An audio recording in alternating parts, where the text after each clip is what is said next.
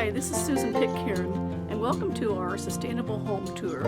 I really should say relatively sustainable home, because very few of us live as sustainably as we could. But we're making the best with what we have. I'll point out some things, and we'll just go through it and get started. This is in lieu of an in-person tour, which was canceled because of COVID-19 this year. So the advantage of this is that it will last longer and more people will ultimately be able to see it. Let's start with our home itself. Home construction is one of the most eco-consumptive things that there is because of all the materials, the embodied costs of the mining, the toxins, and the transportation of all those things when they're being built. For those reasons, I think it's best, if you have a choice, to buy a house that's already been constructed and to remodel it gently. If you're starting from scratch, then there's other things you can do, like building earthen houses and all that kind of thing. We're not going to get into that here. So we live in Sedona, Arizona, and here we've chosen to get a house that was built in about 1990. Where you live is also one of the most important decisions you can make in terms of your sustainability. We live intentionally in an area up here, just about half a mile from the whole business section of Sedona. So we can walk or we can bike to natural food stores, the theaters, the bank, and just about everything we need. And there's also some walking routes over here that go to the park. And then we can take bike trips over to the west part of town, avoiding the highway. This wasn't accidental. We thought about it very carefully before we did it. We chose a house that has a basic east and west orientation so that we would get a lot of southern light. This is the northern side. The reason for all the southern light is you get a certain amount of passive solar effect, and that helps with the heating and cooling. It's also just a well-built house. It has a nice solid tile roof, and it's stucco, it's been well insulated, and all that's good. Recently, when we remodeled the front yard, we did a zero-escape plan, so we would minimize the use of water. When landscaping, I like to use things that can be reused and worked around without setting them in mortar, so to speak. So we have this patio made of concrete pavers that can be used and reused for years. We have these rumble stone pillars and walls that can be reassembled and put into different configurations as time goes by.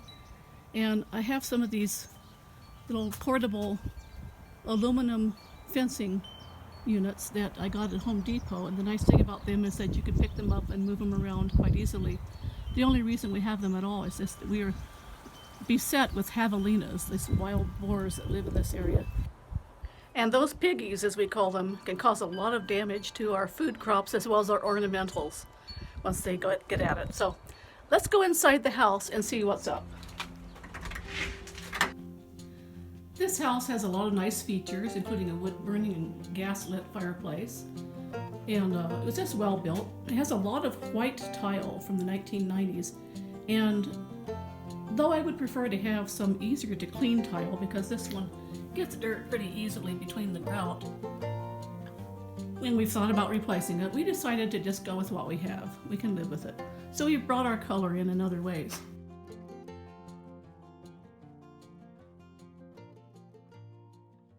A few years ago, we were approached by Renewal by Anderson to replace our windows. We were hesitant to do it, but after they showed us the energy savings that we could have by doing that, we went ahead and did that, and that's made a difference in our heating and cooling bill.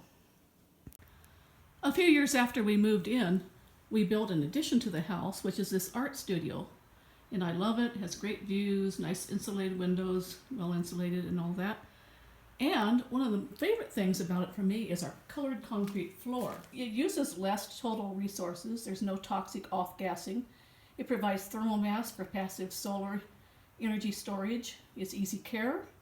It also grounds your bare feet to the earth. It's beautiful, and it blends with the red rocks, and it's lower cost.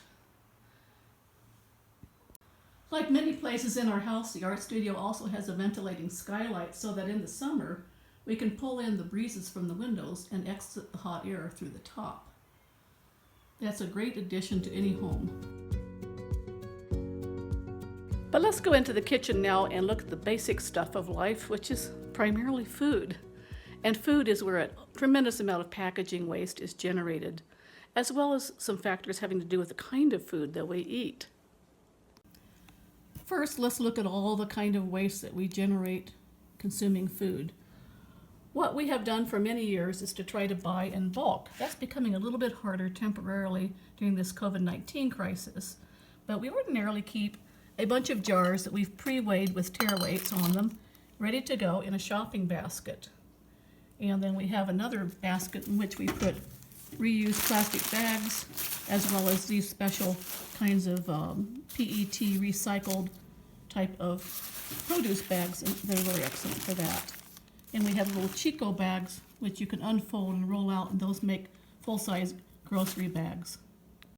And speaking of shopping, grocery shopping, sometimes we use our Prius, which we purposefully got to save mileage. But we live so close to the stores, which is also a decision that we made intentionally. We live within about half a mile of some grocery stores. We just ride our bikes. This is, however, a fairly hilly town, and so to help us out with biking, we have actually indulged a bit and gotten some electric bikes.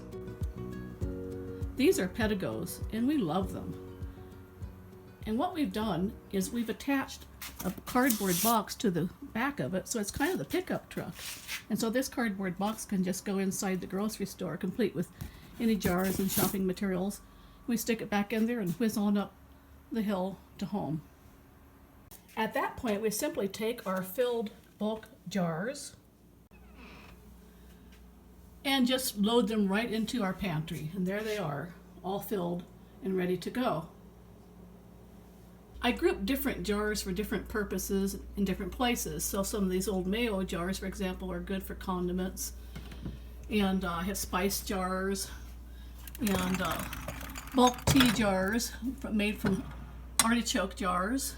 And then down below, I have a bunch of salsa jars that I've made into ones that I can have recipes on and make my own sauces and condiments and things like that. So the recipe is just right on it. It's easy to use.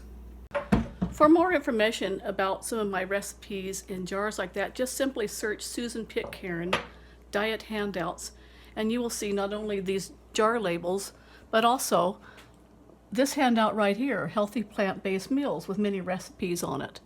And it's just a very convenient and good way to cook.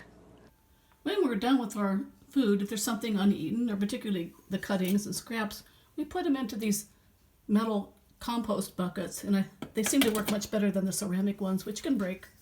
And we separate them out by putting small fine things like coffee grounds and tea into one, which we feed to our little worms in our worm bin, and the rest of it goes outside to the compost pile. So when we started, we thought about all kinds of things we could do to reduce, to reuse, and to recycle. And there's a ton of things that you can do. It just takes a creative mind.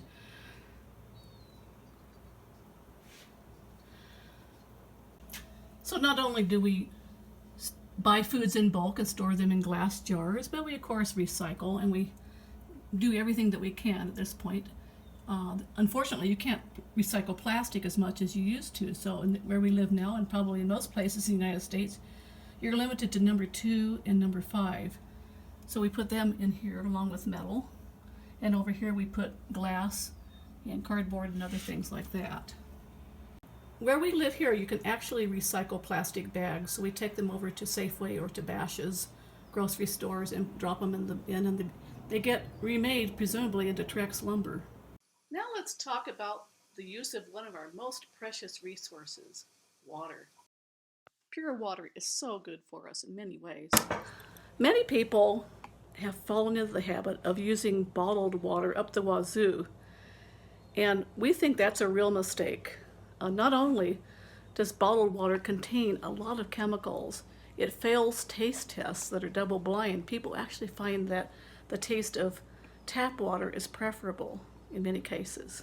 If you do want to have a more pure type of water, something you can do is get a reverse osmosis filter. Then it's a real breeze just to fill up your reusable water bottle, whether steel or glass, with the faucet that comes with the filter. And I should add that it's better to use an unpainted stainless steel or glass water bottle because there's a lot of embodied costs and toxic effects from just adding paint to a water bottle like this. Other choices for purified water, of course, would be to use something like a multi-pure carbon kind of filter that you can attach to your sink, or to get a big bottle of water delivered, or go down to like the grocery store and fill up 1-gallon containers, or maybe you might even have spring water available somewhere near you. Whatever you choose, I hope you'll give up the habit of bottled water if at all possible. It's one of the most environmentally wasteful things going these days. Apart from the issue of what we drink, which is a fairly small part of our daily water usage, water overall for agriculture and other important uses is becoming very limited around the world. We're talking fresh water. Just look at this map here. And including areas where we live here, like in the Southwest, our water supply is endangered for the future, and also for important agricultural areas like the water reserves underneath the Great Plains, our breadbasket. Because of the inefficiency of giving a lot of our fresh drinkable water to livestock and then slaughtering them to eat ourselves, it turns out that a vegan or a vegetarian diet is far more water efficient than an average omnivore diet. By some estimates, you can save 1,100 gallons of water a day just by shifting your diet from omnivore to vegan. That is huge. That's because it takes only 1% as much water to produce the same amount of protein from plant foods as from animal foods. Beyond that, another good way to save water in the household is by using gray water, water that we've already used for other purposes like washing and cleaning. Gray water is good stuff for reusing in your landscape. You might be able to plumb it from your bathtub or your laundry if they're adjacent to an outside wall or you have crawl space. If not, just empty the dishpan water and so on right directly on your trees. Another really environmentally wasteful thing happens whenever you have parties or receptions, and we like to do a lot of potlucks. We have a nice big table here for that. So I have accumulated maybe 25 or so of these glass plates, mostly through getting them at Goodwill. So we have a bunch of silverware that we keep in a container, as well as cloth napkins that we use for these events. I have also purchased some wine glasses, some drinking glasses, and some tea glasses at the Goodwill store and keep them on trays ready to bring out for parties. Whenever we can avoid your typical plastic single-use items, whether it's party glasses or plates or whatever, that's great. But beyond buying some new things for that, it's even better to buy those things used. It avoids all the packaging, it avoids the manufacturing embodied costs, and it just makes things last longer. So I often will shop garage sales and thrift stores and find some great stuff. Let me show you some examples. These things all came pretty much from Goodwill. And I got these beautiful green lace curtains there, and this lovely bedspread, and this beautiful quilt here. We found some lovely valances and curtains and sheets, some candlesticks, pillows, chairs, lamps, you name it. Buying clothing at Goodwill, you can get some nice cotton materials that are natural, and you save all the plastic packaging that's part of new clothing. When buying new things, I do try to favor organic cotton, tencel, bamboo, and such. But there are also some more complicated issues that arise nowadays when it comes to buying fabrics and clothing.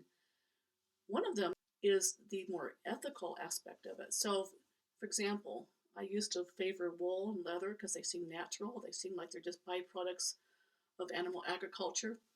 But the more I look at animal agriculture, I see that I really don't want to support it. There's a lot of cruelty involved in harvesting wool from sheep. If you start looking at the videos on that, as well as leather.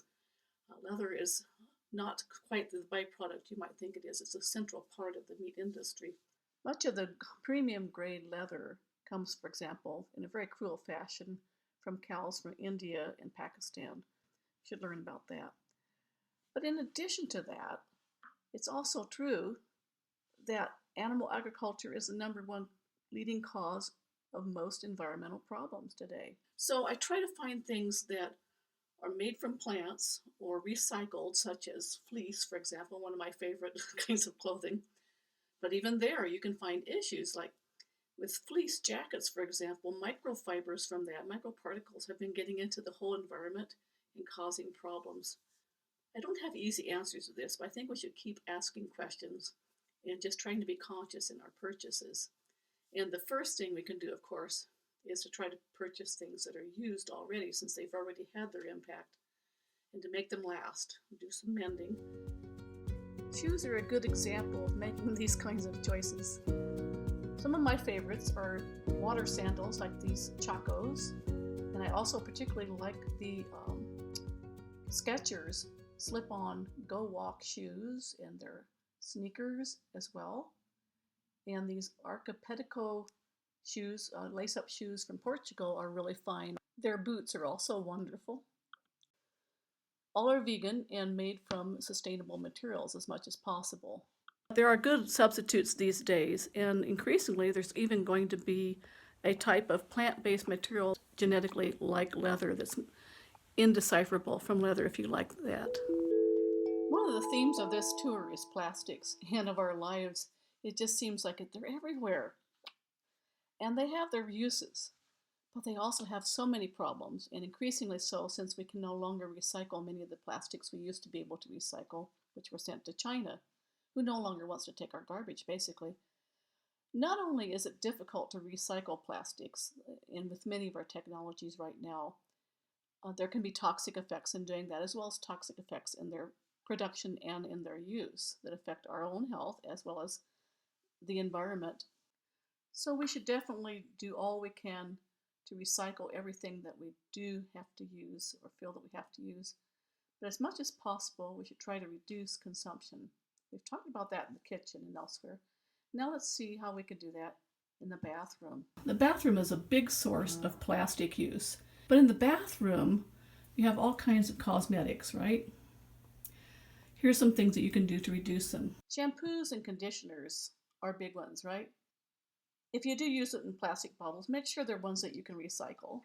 And you can use just bar soap, honestly. And there's also particular soaps that you can use that are called shampoo bars that you can get online.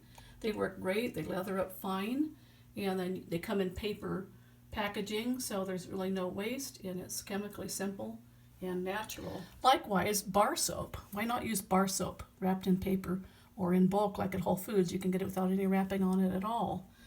There's no need really to use the liquid soaps that come in containers. And I prefer one that's really kind of simple. It doesn't have all the little herbal wazoos in it, which gets kind of scratchy. What about toothpaste?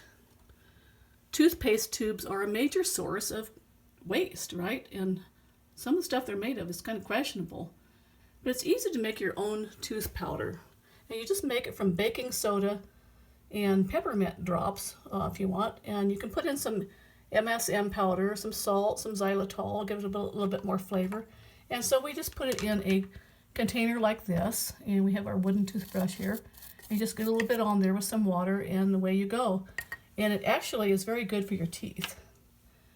Along with a mouthwash, which you can make yourself. We got some pure food grade 35% hydrogen peroxide, and you just mix a couple teaspoons of that with about a cup of pure water, a few drops of clove or peppermint oil, and you can just keep reusing it in the same glass container here. How about face cream? Do you really need to be buying it all the time? You can just get coconut oil and put it in a little jar, and you can add little fragrances and stuff to it if you like. It saves plastic and packaging trash, and it works just fine. You can also make your own deodorant by just using baking soda and perhaps some drops of tea tree oil. Saves plastic and packaging trash, and it actually works better. So we put it in a little container and just use a little fluff ball like this, and you just apply it under your arm, and it seems to keep for days. Likewise, instead of just buying a bunch of Kleenex and so forth in plastic wrap containers, how about, using some cotton hankies, the good old things like my parents used to use. You just launder them every week or so, you can have a bunch of them.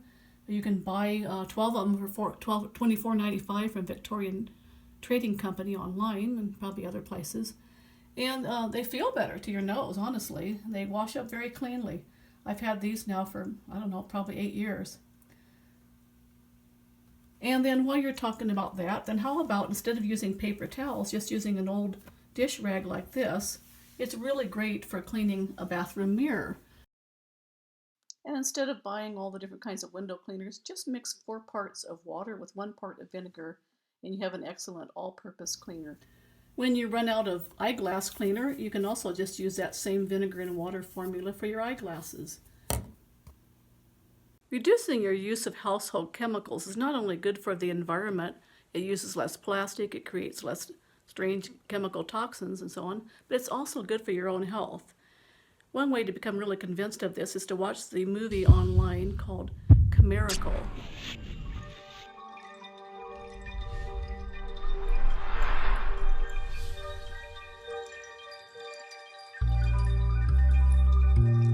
It's since they've created these laundry soaps and fabric softeners that I've been disabled. We looked at 33 popular brands of red lipstick, 61% contained lead. I can see no benefit from using all of these products. It's just another chemical that's put into our environment that doesn't need to be there. And it shows how one family really reduced their toxic load and improved their health in just a few weeks by eliminating all these fancy cleaning products from their home and cosmetics and so on, and making the kind of substitutions we've just been talking about. How about toilet paper? Well, I'm recording this right in the middle of the COVID-19 crisis, and a lot of people are finding it impossible to get enough toilet paper unless they were one of the hoarders at the beginning of the whole thing. Well, we didn't have a problem because we ordinarily, to save plastic, buy rolls, like a case of 48 of something like this, which is, recycled bath tissue. It comes in a little paper packaging, comes in a big carton. And just recently I had bought some bamboo toilet paper that doesn't even have the tissue around it. It's a pretty eco-friendly thing to do, and I recently discovered this. You can buy a whole bunch of it in bulk in a cardboard box. It's recyclable. I got this online, and it's comfortable stuff. I like it. I think we waste an awful lot of minerals as well as nutrients that could be used in our soil and in our world through our sewer system. And so it's possible in an ideal world that all this could be redirected in some way. We've got an awful lot invested in the plumbing and sewage systems that we have now, but perhaps ideally at some point we can recapture some of that lost nutrition and find good, safe, public health kind of oriented ways to reuse it. Now I know that for years people have used sludge from sewage, but part of the problem there is that people dump all kinds of things down the sink. So we'd have to find a way around that issue. However, there's other kinds of waste that are pretty straightforward that we can work with right now, including our kitchen scraps, which we keep in one of our bins here, and our coffee and tea grinds, which we keep in another, and we feed that to the worms. And even if you can't do a compost pile, most people can probably keep a worm bin. Let me show you mine. This is the worm bin, which is really as simple as can be. It's just a big nursery container, and I years ago got some worms, and I just add coffee grounds mostly and some shredded paper, as well as sometimes I've used sawdust, and I just put in a few trimmings from the greenhouse here, and I have a ton of worms, as you can see.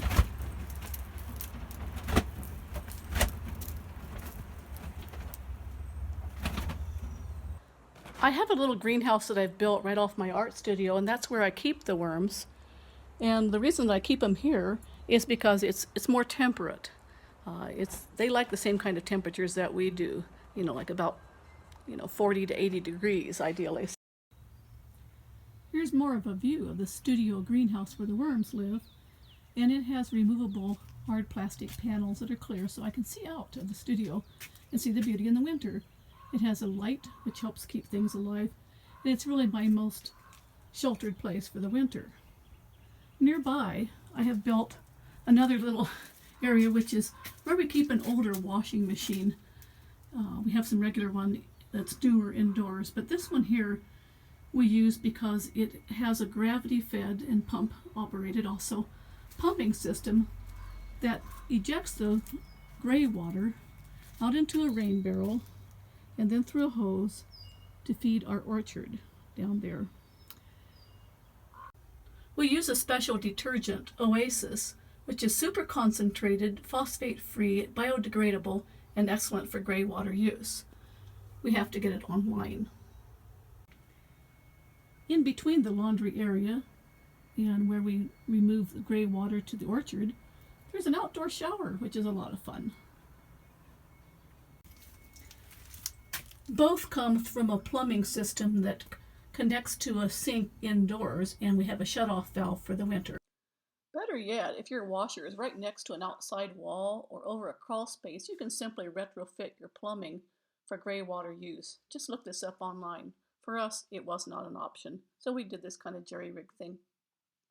And of course, we always use our solar dryers. Besides those wooden racks, we also, of course, have a traditional clothesline that just pulls out and attaches to a tree, and that's great for drying sheets. Saves a lot of energy.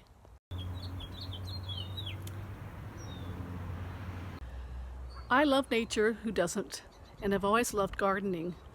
Here in Sedona, it's a little harder to produce good food than it is in some places with rich soil, and with not so much wildlife trying to get in and eat everything. But here I've developed a few methods that are helpful. It has taken me a little while to learn different tricks. One of them is that a raised bed works just fine on top of a concrete patio. All you really need is about 6 inches of a mixture of compost, peat moss, and something like vermiculite or perlite.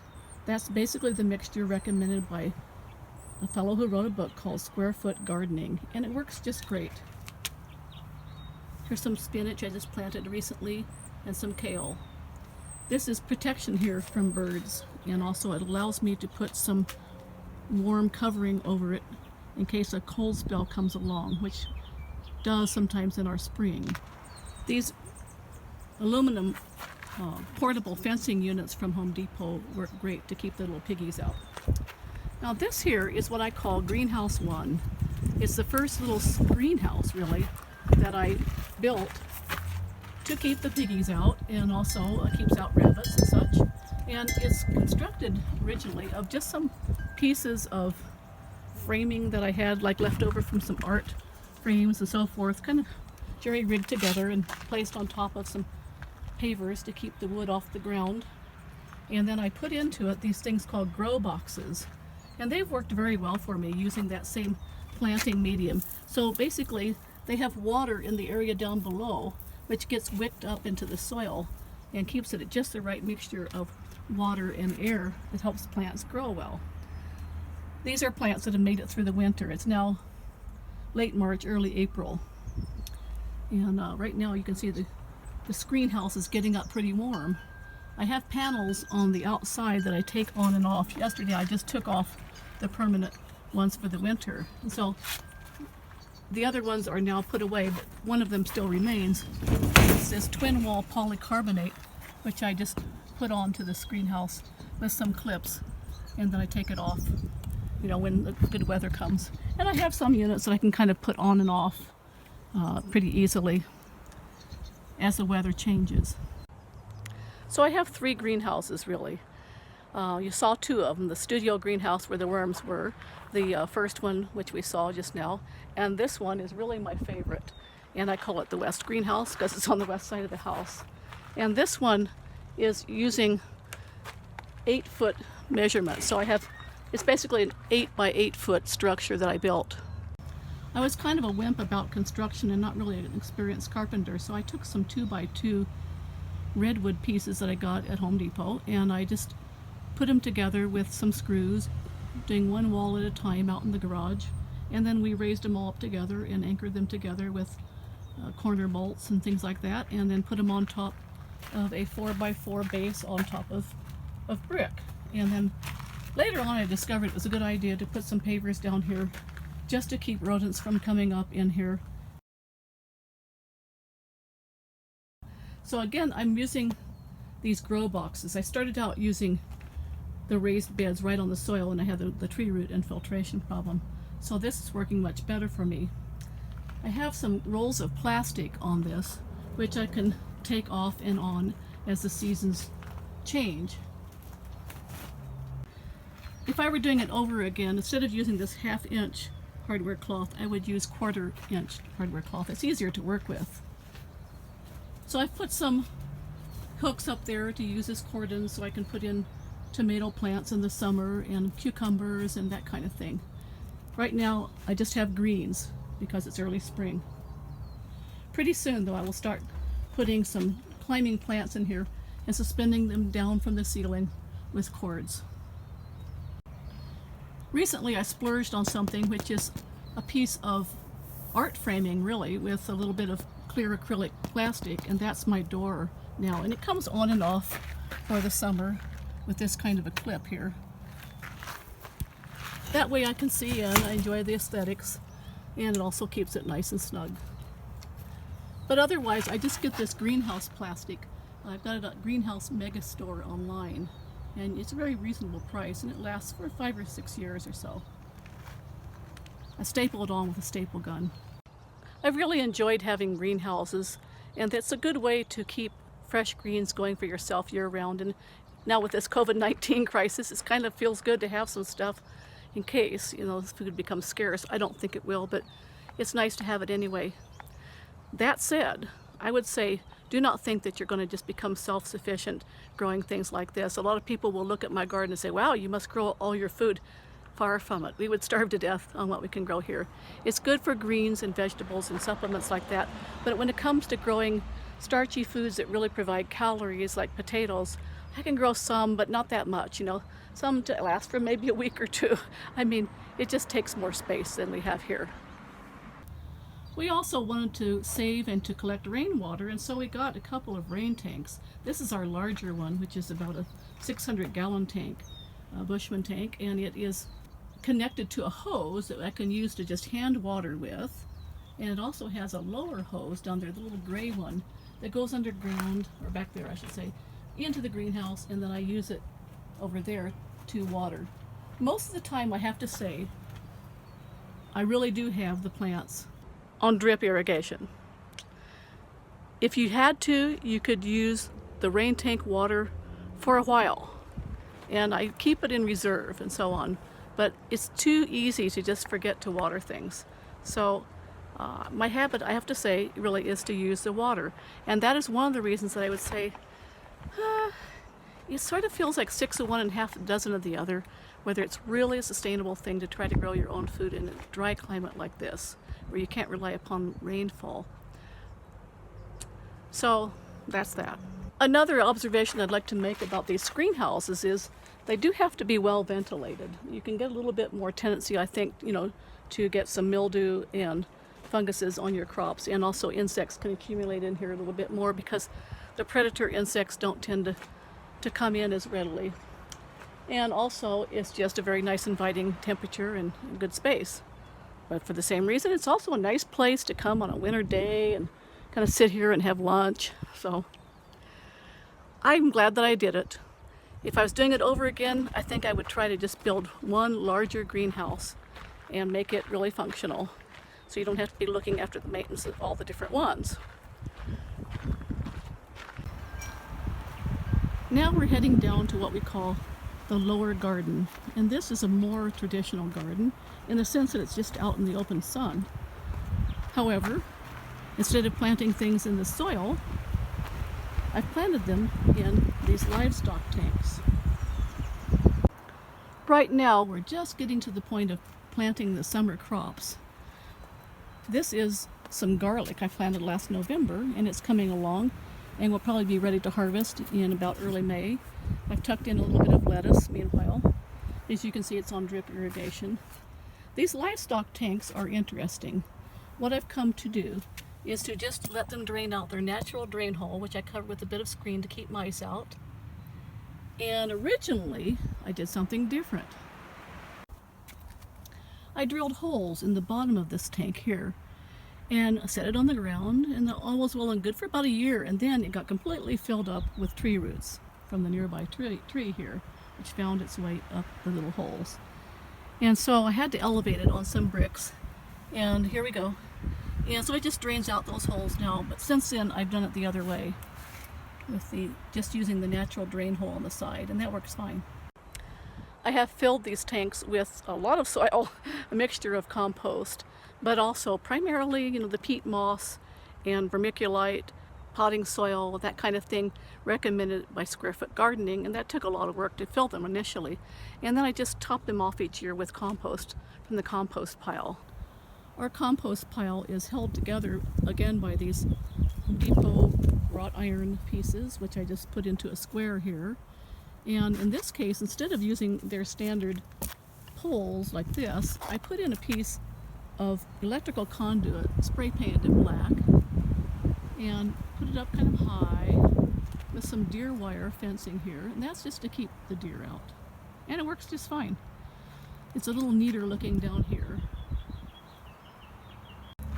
Sometimes I water the garden in addition to the drip system with water from this little nearby rain barrel. This rain barrel is filled remotely by a hose here that comes from two places. There's actually two hoses. One hose comes from city water up above, and the other comes from this rain barrel, which is supplied periodically by our laundry machine with greywater. Let's talk about the use of solar energy. We have both solar electric and solar hot water panels on our roof. This house does not face perfectly east-west. It actually orients a little bit towards the southeast, so it gets more morning sun. And that's fine. We had them installed in 2012. We purchased them outright. Today it would be better to lease them due to a loss of rebate incentives. Also, please note that when you have solar energy in Arizona, you're now required to have a smart meter for that. On the back patio, we have a couple of other solar things that you can do that are more modest than getting a whole electric system or solar hot water or passive solar house. One of them is this Tulsi solar oven, which works very well for cooking things in the middle of the day. You just have to time things right. It's also nice that it doesn't burn things. It's much like a slow cooker. You just close the lid, and inside these little black pans you have your rice and water or whatever, and it cooks. And there's also little side panels you can put on to reflect it better. And then we also have a solar battery charger here, which is a handy thing. Before we wrap up, let's go over to the art studio here, and I wanted to show you a few little tricks about some things that I do to reduce toxics if you're an artist or a hobbyist or any kind of house painter even. First of all, I try to use certain materials like in oil paints, Gamblin and Graham encapsulate heavy metals so they're not absorbed by the skin. Water-soluble oils are good. In acrylics, you can use Wyland ecological acrylic colors. But most of all, when I'm using acrylics and other water-based paints, what I try to do is to keep from putting chemicals down into the sewage plant water. So what I do basically is to take my dirty water and to pour it into a bucket where I evaporate the water over a period of time. Put a screen over it so that rodents or lizards don't get drowned into it. I put it in a sheltered area where it can evaporate slowly, and it seems to work quite well for me. With oil-based paints, I simply reuse the solvent, put it in these little cans. The paint settles down to the bottom, and then I pour it into another can, and it's clean as can be. Clean as can be for solvent, that is. Not the best stuff to use. But if you use the Gamblin odorless thinner, it's pretty good stuff. Regardless of whether I'm using oil-based paints or water-based paints or pastels, instead of using paper towels, which can be convenient, I tend to use rags made from torn up sheets or clothing or what have you. And I keep them in a bag, and I keep them in a convenient drawer close to my usage here. For fumey or oily rags, I will either air them outdoors in a little wastebasket for a day or two, or else I'll put them with some water and tie them up in a plastic bag. We don't actually have trash service for that matter anymore. We produce so little trash from our lifestyle that what we do is we just bag it up and we take it to the recycle center where someone takes it away for a small fee every few months. Or you could work out a deal with a neighbor. Well, thanks for joining me on this virtual tour of our home and our personal attempts to be more sustainable. Everybody will find their own way into this. And we've jerry-rigged our way into various little creative solutions, and that's really what I want to do, is to encourage you just to be thinking about what you can do to make a difference, to reduce your trash, your consumption, and use toxics, and just make life a little simpler. But if you were to only do one thing, one simple thing that would really help restore our environment, conserve resources, and reduce pollution, at this point, I think the most important thing you could do would be to eat primarily or 100% plant-based, whole foods, bulk. Simple as that. If you watch the movie Cowspiracy, which we did in 2014 after we had done many of these things that we've shown you today, then I think you would come to much the same conclusion, not to mention the humane issues and health issues that are involved. So I'd like to encourage you in that direction and suggest that you watch one of my other videos here on this channel, which is how to eat healthy plant-based. And if you happen to be in the jet set, it turns out that transatlantic flight, just one flight a year, kind of counterbalances the whole good that you might do being vegan. So that is also a really important thing to cut down on jet travel. You can check out my other video here, How Many Earths, and that shows you the numbers on that, how we got to that calculation. I also have some other videos on reducing plastic and other things you might find interesting. Again, thanks for coming along on this journey, and let's all work together to create a more beautiful world. Thank you. Oh, did I mention ceiling fans? Ceiling fans can help keep the air circulated in your room and keep the temperature more even and save you energy.